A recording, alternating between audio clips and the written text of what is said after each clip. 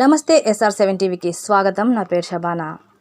అన్నమయ్య జిల్లా రాయచోటి నియోజకవర్గ తెలుగుదేశం పార్టీ విస్తృత స్థాయి సమావేశం మరియు మైనార్టీల ఆత్మీయత సదస్సు పాల్గొన్నటువంటి సుగవాసి ప్రసాద్ బాబు మరియు సుగవాసి బాలసుబ్రహ్మణ్యం మరియు రమేష్ కుమార్ రెడ్డి మరియు మైనార్టీ నాయకులు మరియు తెలుగుదేశం కార్యకర్తలు పాల్గొన్నారు. ఈ సమావేశంలో టీడీపీ నాయకులు మాట్లాడుతూ ఈసారి ఖచ్చితంగా టీడీపీ ప్రభుత్వం ఖచ్చితంగా అధికారంలోకి వస్తుందని తెలియపరిచారు. తెలుగుదేశం ప్రభుత్వంలో మైనార్టీలకు కానీ బీసీలకు కానీ బడుగు బలహీన వర్గాలకు మంచి పదవులు గుర్తింపు ఉంటుందని వారు తెలియపరిచారు. ఈ సభకు అధిక సంఖ్యలో టీడీపీ కార్యకర్తలు, మైనార్టీ నాయకులు మరియు టీడీపీ అభిమానులు పాల్గొన్నారు.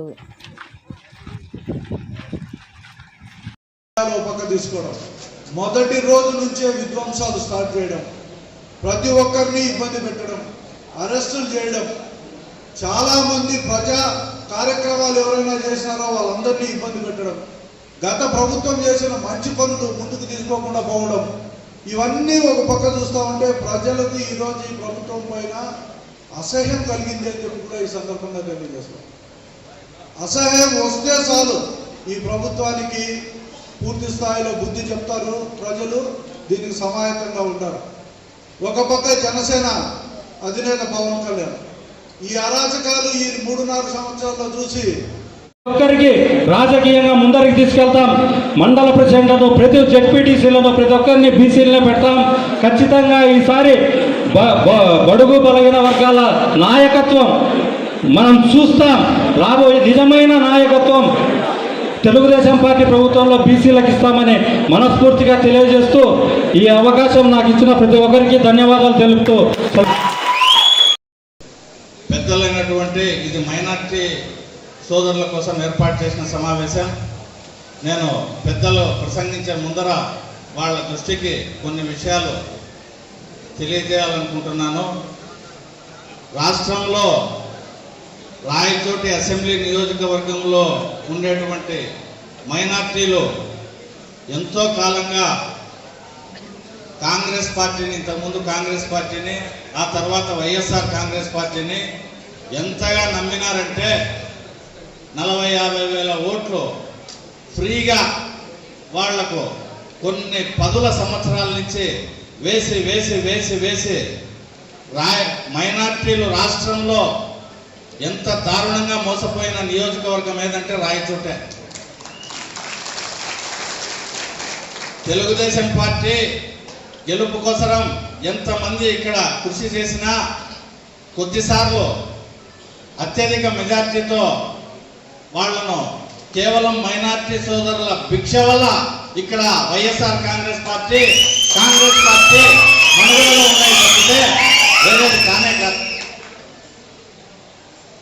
కాబట్టి ఎందుకు ఈరోజు ప్రతి ఒక్కరూ నడుము కట్టి ముందుకు రావాల్సి వచ్చిందంటే, ఈ పరిపాలనలో రాయచోటిలో ఓడిపోయింది తెలుగుదేశం అభ్యర్థులు కాదు, మైనార్టీ సోదరులు ఓడిపోయినారు, బడుగు వర్గాలు ఓడిపోయినారు, బలహీన వర్గాలు ఓడిపోయినారు, ఎస్సీ ఎస్టీ బీసీ అందరూ ఓడిపోయినారు. రాయచోటి నియోజకవర్గంలో తెలుగుదేశం అభ్యర్థులు ఓడిపోలే, ప్రజలు ఓడిపోయినారు.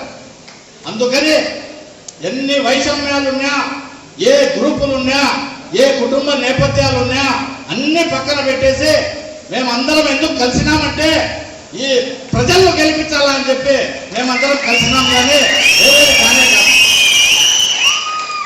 అన్నీ పక్కన పెట్టేసి అందరం కలిసికట్టుగా ఈసారి రాయచోట్లో ఒక్క మైనార్టీ సోదరులనే కాదు, బడుగు వర్గాలను, బలహీన వర్గాలను అందరినీ గెలిపించడానికి మేమందరం నడుము కట్టాం.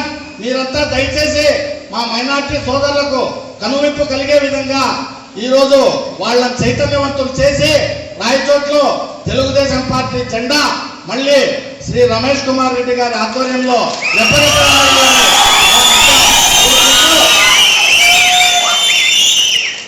ఒక్క ఈ వాళ్లకు కొన్ని 10 సంవత్సరాలు ఓట్లేసినారు రాయచోటి మైనార్టీలో.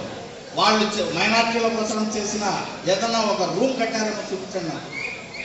ఒక ఈద్గా కానీ, ఒక షాదీఖానా కానీ ఏదైనా సరే తెలుగుదేశం ప్రభుత్వం హయాంలోనే జరిగింది. కానీ ఉచితంగా మైనార్టీల ఓట్లేసుకున్న ఈ రాయచోటి కాంగ్రెస్ నాయకులు, వైఎస్ఆర్ కాంగ్రెస్ నాయకులు ఒక చిన్న రూమ్ ఏడైనా కట్టింటే నాకు చూపించండి. అంత దారుణంగా రాయచోటిలో